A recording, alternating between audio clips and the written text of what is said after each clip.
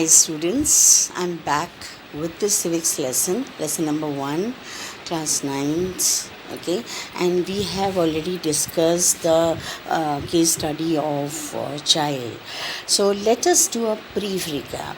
We saw that how Allende sacrificed his life for the cause of democracy and how a military coup took control of child and continued from 1973 to 1988. And then the military ruler General Pinochet decided to hold a referendum.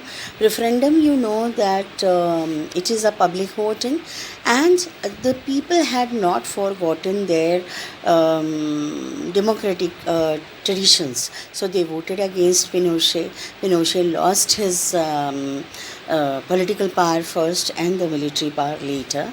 And since then, when the book was published, our NCERT book, Child had already conducted 4 presidential elections, and in in January 2006, who became the president? The brave Air Force officer who had sacrificed his life for the sake of democracy, and his wife and daughter were put behind the bars.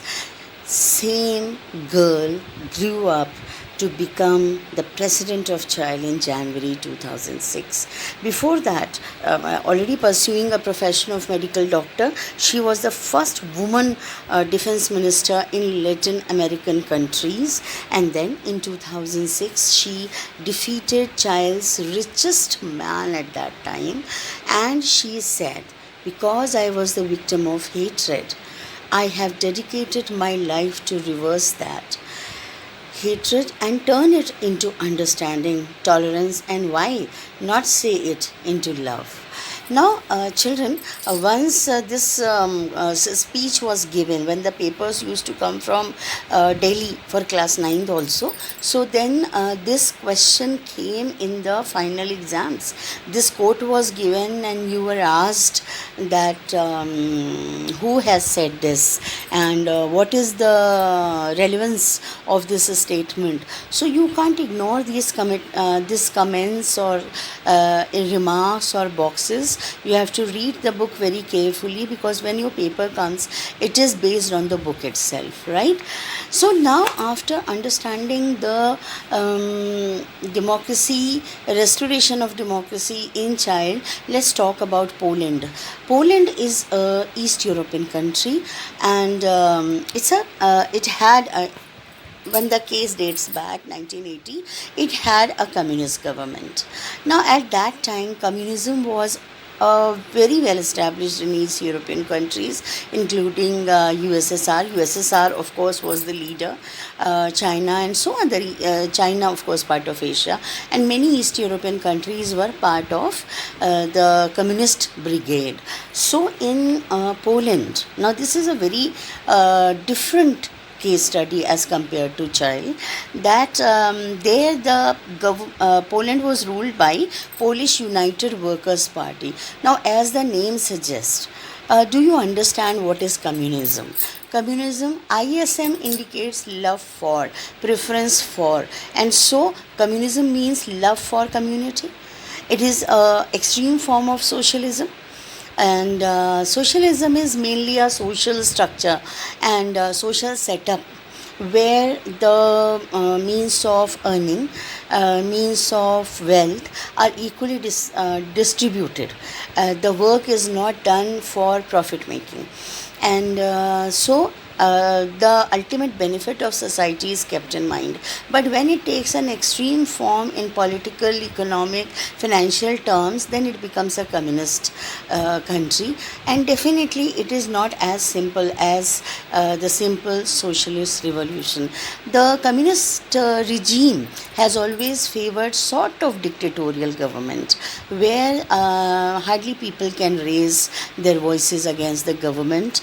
Like in Poland, the worker union parties were only the ones which were sanctioned by the ruling party. No independent trade unions could be established. The freedom of press was limited. The freedom of expression was limited. So, in such circumstances, in 1980, in Poland, happened one strike. Okay, and this strike on 14th August 1980, the workers of the Lenin shipyard in the city of Dansk, the spelling is Gdansk, Dansk, was there the workers went on strike because of an unjust dismissal of a woman worker. They wanted her to be taken back in the job, and they also wanted independent trade unions, more right to voice their concerns, more rights for the worker community, because this system was entirely based on the industries and the workers, and it is not a capitalist economy where the mill owners or the factory owners can work just for profit. The communist economy doesn't work that way, but still people were like they were handled in a dictatorial way. So they started demanding. The strike continued, and one of the former electrician of shipyard, Lech Walesa, he joined the strikers. He also had been dismissed from the service in 1976. Lech Walesa was dismissed from his job in 1976 just because he had demanded higher pay for the work that was being done. I'm sure the salaries also must have been quite inadequate. So now, when he joined as the leader of the striking workers, the movement spread, the strike spread, and the whole city was under the strike. They wanted the right to form independent trade unions. They also demanded the release of political prisoners. You see, the communist governments always have had this tendency that any rivals or anybody who protest against their system of working is put behind the bars. So such prisoners are called political prisoners, and they also wanted end of censorship on press. Now, we in India are very lucky. We have a true democracy. The press is free to voice their concern. We are free to express our opinion and all, but it was not so in Poland. So finally, the government had to surrender. A 21-point program was submitted by Lech Walesa, and it was signed by the representative of the government. The government agreed to allow the workers' right to form independent trade unions, their right to strike. Earlier, it was illegal to strike without the government's consent.